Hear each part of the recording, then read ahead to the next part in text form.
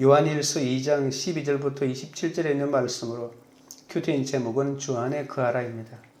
첫째로 이 글을 쓰는 이유입니다. 12절입니다. 자녀들아, 내가 너희에게 쓰는 것은 너희 죄가 그의 이름으로 말미암아 사함을 받았으며, 자녀들아는 것은 자신이 가르친 영적 자녀를 부르면서 권면하는 모습입니다. 요한은 너희들의 죄가 예수의 이름으로 용서받았다고 말합니다. 죄에 대한 성도의 최선의 방비는 자신 누구이며 예수 그리스도를 통해서 하나님께서 자신을 위하여 무엇을 이루어 주셨는지를 아는 것입니다. 예수를 믿는 사람은 미운 사람이 생길 때 십자가를 바라볼 수 있어야 합니다.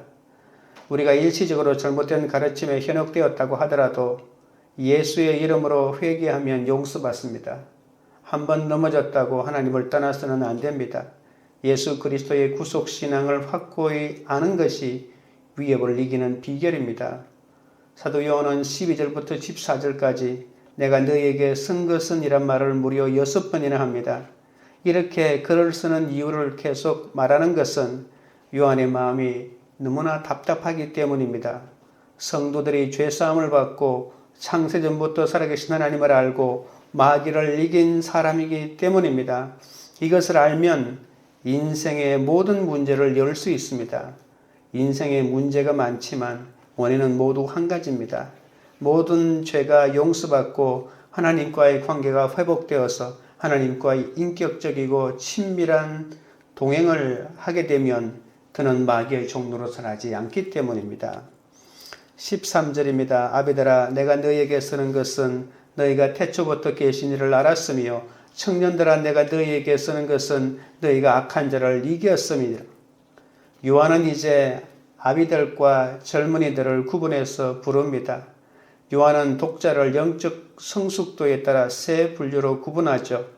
이는 성도의 믿음이 계속 자라야 함을 말합니다.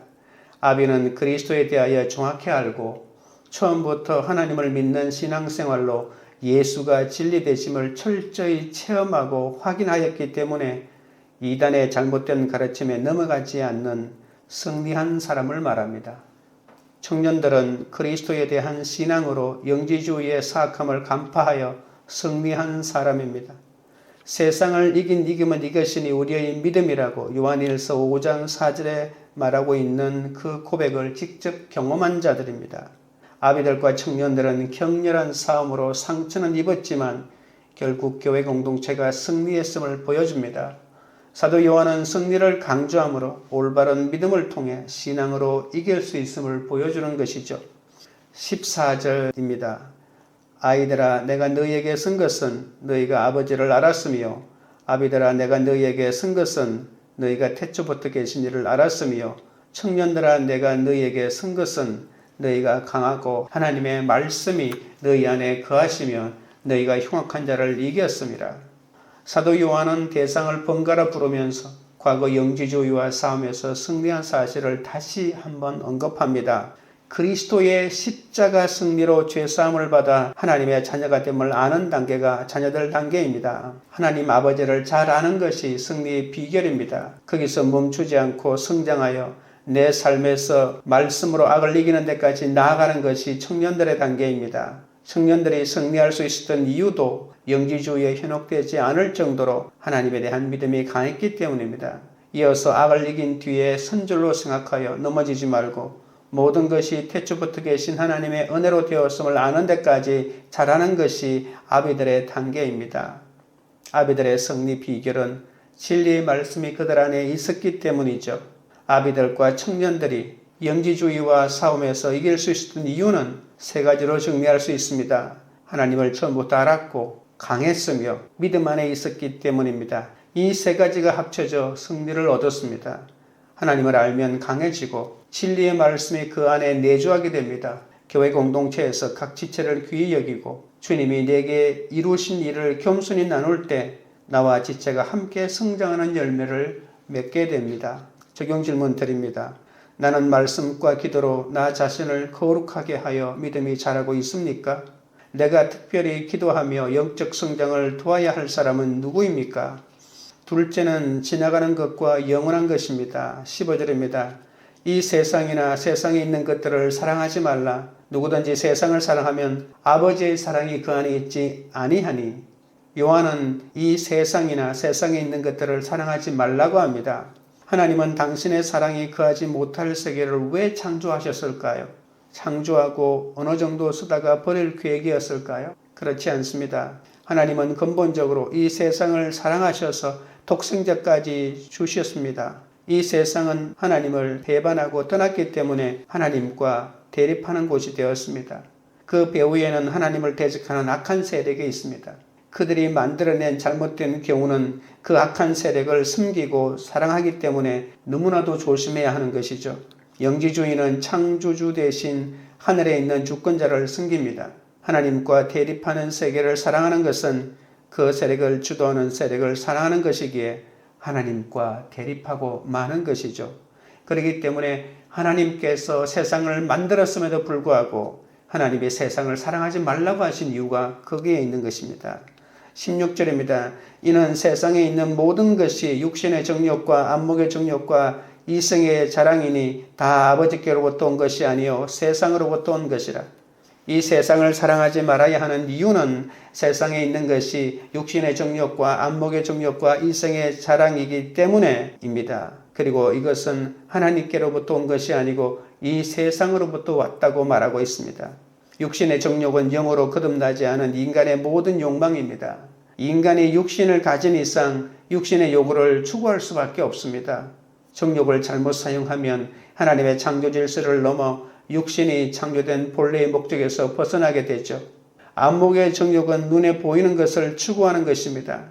우리의 눈은 거듭난 자가 추구하지 말아야 할 것을 너무나도 집요하게 추구하기 때문에 이것을 경계해야 합니다. 눈으로 보는 아름다움을 추구하는 정도는 하나님이 주신 것이지만 그 정도를 넘어 보는 대로 정욕을 품는 것은 하나님의 창조 질서를 파괴하는 것입니다. 이것이 지나치면 타인에게 고통을 주게 되죠.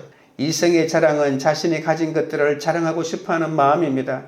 세상에는 내 육신을 배부르게 하고 눈을 즐겁게 하며 남보다 나를 돋보이게 할 만큼 좋은 것이 너무나도 많이 있습니다.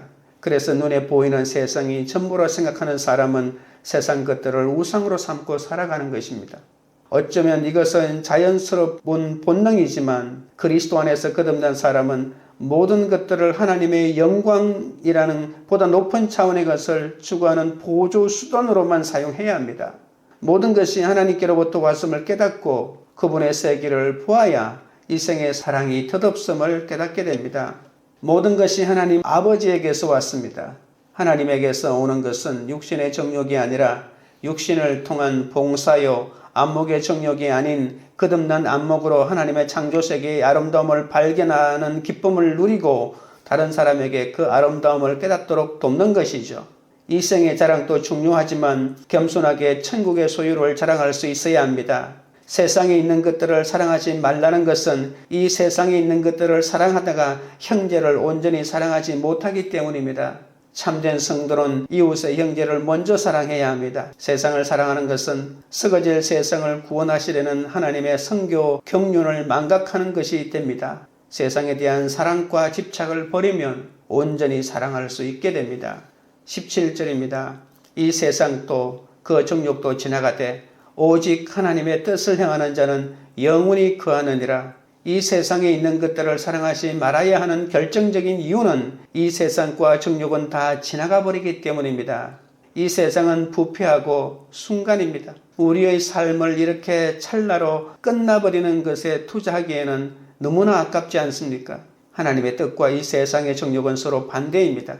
세상과 정욕에 사로잡히지 말아야 합니다. 세상과 정욕은 지나가지만 하나님의 뜻을 행하는 사람은 영원히 남습니다. 형제를 사랑하면서 하나님의 뜻을 행하는 우리들에게 주어지는 최고의 위로가 바로 이것입니다. 말씀의 빛을 받아 하나님을 사랑하게 되면 언젠가 사라질 것들이 영원하신 하나님을 대신할 수 없고 선하게 사용해야 할 도구일 뿐임을 깨닫게 됩니다.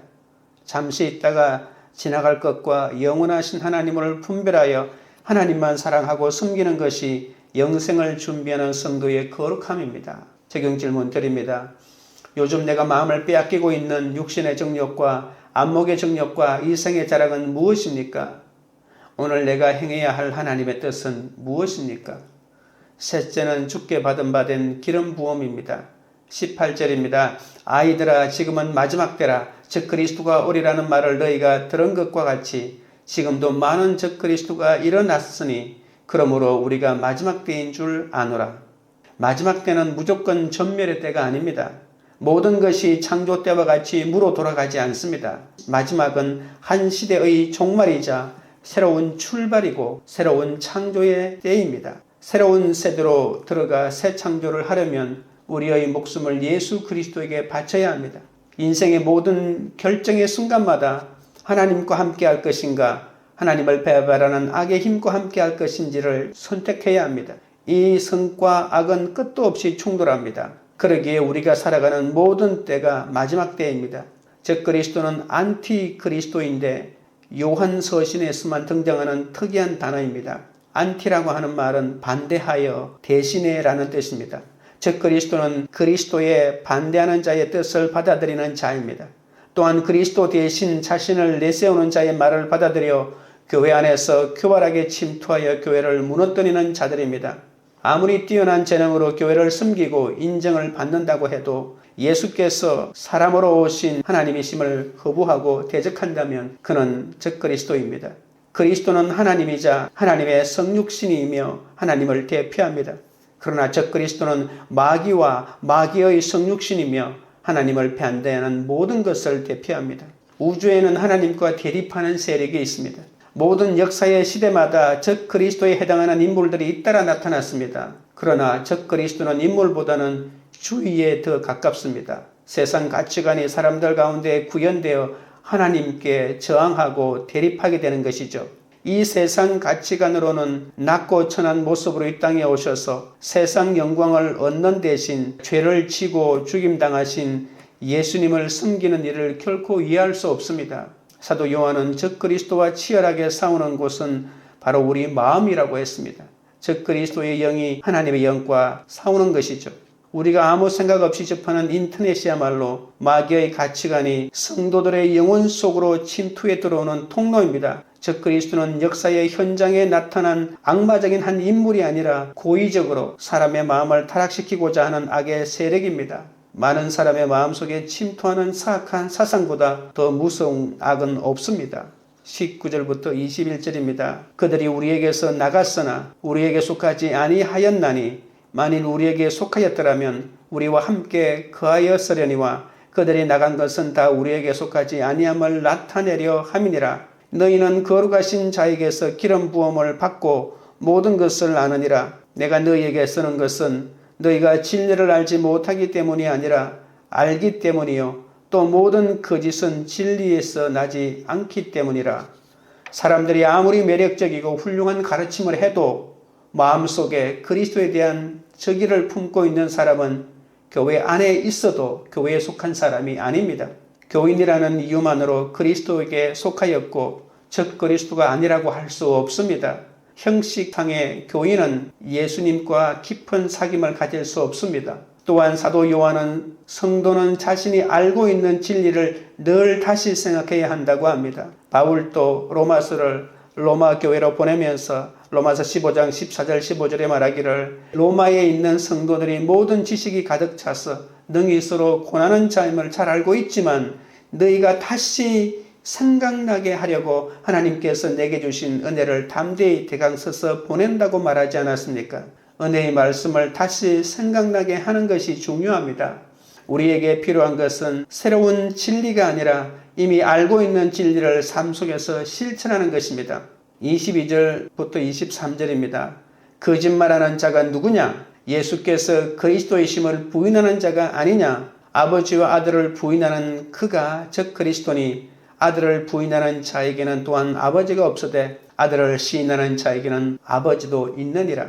예수를 부인하는 것이 인류 최대의 거짓말이며 거짓말 중에 거짓말입니다. 거짓 교사들은 하나님에 대한 가르침은 동의하지만 그 아들 예수님에 대한 가르침은 동의할 수 없다면서 미혹합니다. 그러나 아들을 부인하면서 아버지를 인정하는 것은 불가능합니다. 예수님을 떠나서는 하나님을 알 수 없습니다. 요한복음 12장 44절 45절에 예수께서 외쳐 이르시되 나를 믿는 자는 나를 믿는 것이 아니요 나를 보내신 이를 믿는 것이며 나를 보는 자는 나를 보내신 이를 보는 것이니라고 말씀하십니다. 예수님이 얼마나 중요한 말인지 외쳐 이르시되라고 말하지 않았습니까? 나를 본 자는 아버지를 보았느니라고 하는 것이 예수님의 결론입니다. 예수를 통해서만 하나님을 알고 하나님께 접근할 수 있습니다. 우리가 주님과 하나님의 특수한 관계를 부인하면 주님을 절대 믿을 수 없습니다. 예수와 하나님은 분리시킬 수 없습니다.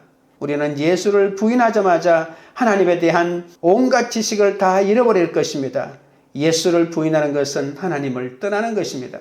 24절부터 26절입니다. 너희는 처음부터 들은 것을 너희 안에 거하게 하라. 처음부터 들은 것이 너희 안에 거하면 너희가 아들과 아버지 안에 거하리라. 그가 우리에게 약속하신 것은 이것이니 곧 영원한 생명이니라. 너희를 미혹하는 자들에 관하여 내가 이것을 너희에게 선노라. 기독교 신앙은 만져 알고 보아 알고 들어와 주님과 하나가 되는 것입니다. 그분이 내 안에 내가 그분 안에 거하여 동거하고 동행하는 과정입니다. 그것은 노력이 아니라 저절로 되어야 할 일입니다. 그러나 믿음은 교리 습득이나 종교 행위를 준수하는 것이 아닙니다. 믿음의 본질은 관계입니다. 하나님과의 관계와 이웃과의 관계가 믿음의 핵심입니다. 그 관계가 바로 사랑입니다. 하나님의 사랑을 깨닫고 그 사랑을 힘입고 그분께 사랑의 빛을 갚으며 사는 것이 믿음입니다. 우리가 마음의 눈을 떠 진실로 주님을 만났다면 안전하서나 항상 그분을 생각하고 함께 살아야 마땅합니다. 그러나 그게 쉽지가 않습니다. 이것이 우리의 문제이고 우리의 한계입니다. 아무리 뜨거웠던 믿음도 그대로 두면 잦아듭니다. 나중에는 자신이 한 경험까지도 의문스러워지는 것이죠. 우리의 믿음은 저절로 유지되지 않습니다. 하나님 나라의 눈을 뜨면 그 영광스러운 모습이 늘 보이면 얼마나 좋겠습니까? 마음의 문을 열어 주님을 영접한 후에 그냥 두어도 늘 자신 안에 주님의 임재가 느껴지면 얼마나 좋겠습니까? 그러나 그렇게 되지 않는다는 것이죠. 그럼 어떻게 해야 할까요? 주님이 우리 안에 거하게 해야 합니다. 거하다는 단어의 원어는 메노인데 요한 1서에 무려 18번 나옵니다. 22절부터 27절까지만 보더라도 5번이 나옵니다. 그분을 아는 것도 중요하지만 그분 안에 거하는 것이 중요합니다. 거하다는 포도나무 가지가 줄기에 붙어 있는 것이나 나무 뿌리가 땅에 심겨 있는 것처럼 자리를 잡은 상태를 말합니다. 붙었다 떨어졌다 하는 것이 아닙니다. 들락날락하지 않습니다. 오락가락하는 것도 아닙니다. 한순간도 떠나지 않고 그 자리에 붙박고 머물러 있는 것입니다. 우리의 존재가 하나님의 땅 안에 든든히 심겨 있으려면 그만한 노력이 필요한 것이죠. 27절입니다. 너희는 주께 받은 바 기름 부음이 너희 안에 거하나니 아무도 너희를 가르칠 필요가 없고 오직 그의 기름 부음이 모든 것을 너희에게 가르치며 또 참되고 거짓이 없으니 너희를 가르치신 그대로 주 안에 거하라. 주께 받은 바 기름 부음은 바로 성령입니다. 예수 그리스도를 주님으로 고백하면 성령의 기름 부음이 주어집니다. 성령께서 우리 안에 내주하는 것이죠. 우리는 우리 안에 거하시는 성령님을 의지해야 합니다. 그러면 우리가 삼위 하나님 안에 거하고 삼위 하나님은 우리 안에 거하게 됩니다. 그렇게 함께 거하면서 더 깊은 관계에 이르도록 힘쓰는 것을 사귐이라고 부르는 것이죠. 사귐은 원어로 코이노니아라고 합니다. 단순한 교제가 아닙니다. 사귐에는 지속성이 있어야 합니다. 지속해서 자주 만나야 사귀는 것이죠. 사귐은 서로에 대한 애정이 있어야 합니다. 서로에게 끌려야 하는 것입니다. 그리고 사귐에는 제한이 없습니다. 서로에게 끌려서 만나는데 끝없이 꾸준히 지속할 수밖에 없는 것이죠. 시간에는 제한이 없고 사귐의 영역에도 제한이 없습니다. 서로에게 매료되었기에 모든 것을 알고 싶고 모든 것을 나누고 싶어 합니다. 만일 어떤 영역이든 상대방에게 열지 않은 영역이 있다면 그 사귐은 깊어질 수 없습니다. 사귐이 깊어질수록 관계의 중심이 나에게서 상대방으로 옮겨져 갑니다. 사귐이 깊어지면 헌신과 양보와 희생이 깊어져 갑니다. 그래서 사랑하는 사람에게 모든 것을 주고 싶어 합니다. 이것이 성경의 사귐입니다. 우리는 적 그리스도의 가치관을 버리고 천국을 바라는 그리스도의 가치관을 가지는 길은 오직 성령의 기름 부음을 받는 길밖에 없습니다. 그리스도를 증언하는 성령에 믿어져 그 말씀에 순종하려고 애쓰는 일은 헛된 수고가 아니라 기름 부음 받은 자 곧 그리스도의 사역을 하는 것입니다. 적용 질문 드립니다. 성령의 기름 부음을 받아 주님을 믿게 되었습니까? 그렇다면 가정과 직장, 교회에서 어떤 모습으로 예수 그리스도를 시인하고 드러내겠습니까? 기도드리겠습니다. 하나님 아버지, 교회 공동체에서 각 지체를 귀히 여기며 주님이 내게 이루신 일을 겸손히 나눌 때 지체가 함께 성장하는 열매를 맺는다고 하셨습니다.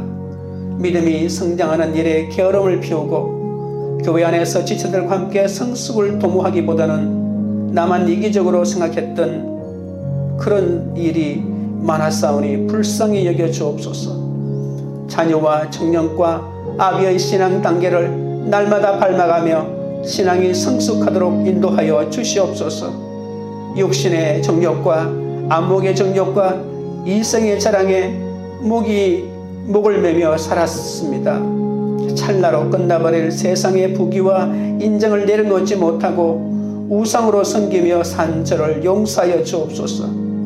이 세상이나 세상에 있는 것을 사랑하지 않게 하시고 오직 우상 숭배에서 돌이켜 하나님만을 사랑하게 하여 주옵소서. 말씀의 빛을 받아 하나님을 사랑하게 하시고 언젠가 사라질 것들을 영원하신 하나님을 대신할 수 없고 그 모든 것이 선하게 사용해야 할 도구일 뿐임을 깨닫게 하옵소서.